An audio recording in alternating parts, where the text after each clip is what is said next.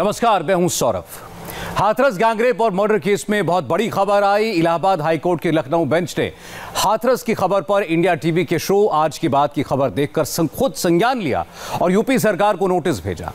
Hathras case में UP police कई दिनों से तरह तरह की बातें कह रही है। कभी कहा कि जीभ नहीं काटी गई, रीढ़ की हड्डी नहीं टूटी, रेप ही नहीं हुआ।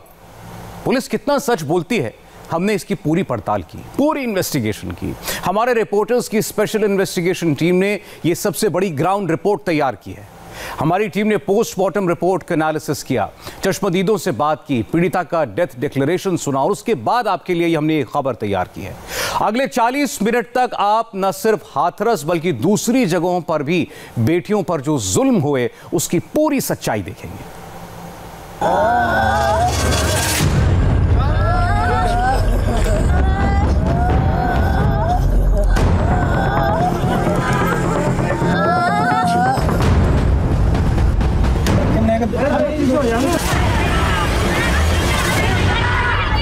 ये उस प्रशासन की आवाज है जो एक लड़की की आबरू की, उसकी जान की हिफाजत नहीं कर पाया। मगर अब ये अपनी ताकत के गुरूर में सच दबाने पर आमादा है।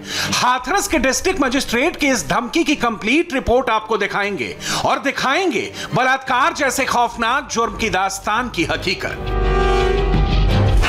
हाथरस गैंगरेप के बाद मौत, बलरामपुर रेप के बाद हत्या, बुलंदशहर 14 साल की बच्ची से जबरदस्ती, बागपत 17 साल की लड़की ने रेप के बाद सुसाइड की कोशिश की, आजमगढ़ नाबालिग लड़की से पड़ोसी ने बलात्कार किया, 12 राजस्थान 2 नाबालिग बच्चियों से रेप, खरगोन एमपी नाबालिग लड़की से गैंगरेप। पिछले एक हफ्ते में उत्तर भारत के केवल 3 राज्यों की फर्स्ट इंफॉर्मेशन रिपोर्ट है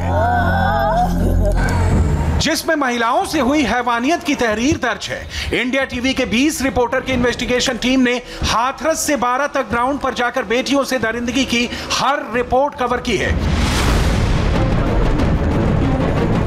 हाथरस में आनंद पांडे, अमित पालित, कुमार सोनू, अलीगढ़ में गोनिका अरोड़ा, दिल्ली के सफदरजंग अस्पताल में दीक्षा पांडे, ग्रेटर नोएडा से विजय लक्ष्मी और भास्कर मिश्रा, बलरामपुर में पवन नारा, 12 में मनीष भट्टाचार्य ने सच्ची और प्रामाणिक रिपोर्ट तैयार की है।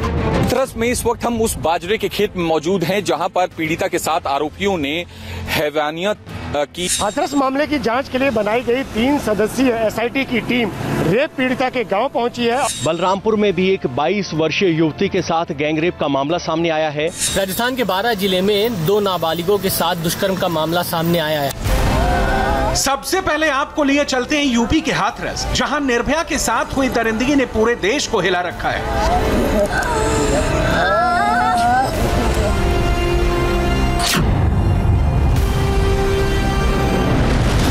हाथरस में बेटी से दरिंदगी पर 2 दिन से बहुत सारी बातें आ रही हैं। पुलिस कुछ कह रही है, परिवार कुछ और।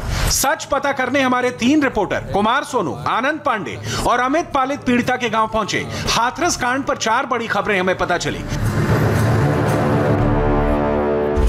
हाथरस के डीएम पीड़िता के परिवार को खुलेआम धमकाते कैमरे में कैद हुए। पीड़िता की पोस्टमार्टम रिपोर्ट में उसके साथ हुई हैवानियत की सच्ची कहानी सामने आई।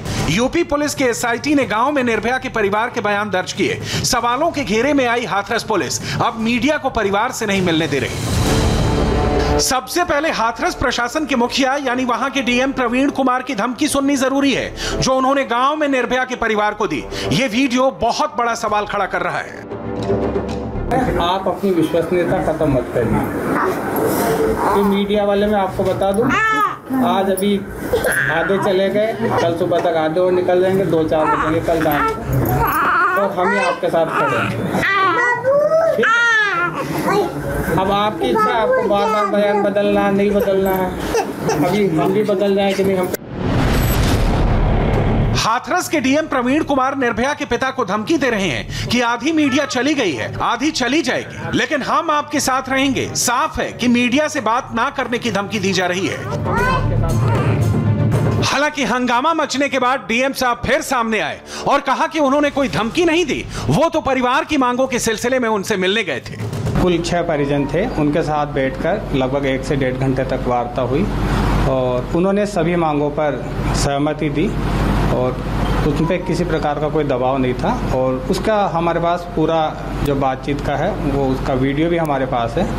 और उसके बाद भी मुझे आज जब पता चला कि पीड़ित परिवार किसी बिंदु पे खुश नहीं है, तो इसके लिए मैं आज उनसे मिलने गया था और 1.5 घंटे तक लगभग मेरी उनसे बातचीत हुई थी और मैंने उनका यही जानने का प्रयास किया कि इनकी नाराज़गी का क्या कारण है। लेकिन इस तरीके से नकारात्मक जो खबरें चलाई जा रही है उसका मैं खंडन करता हूँ।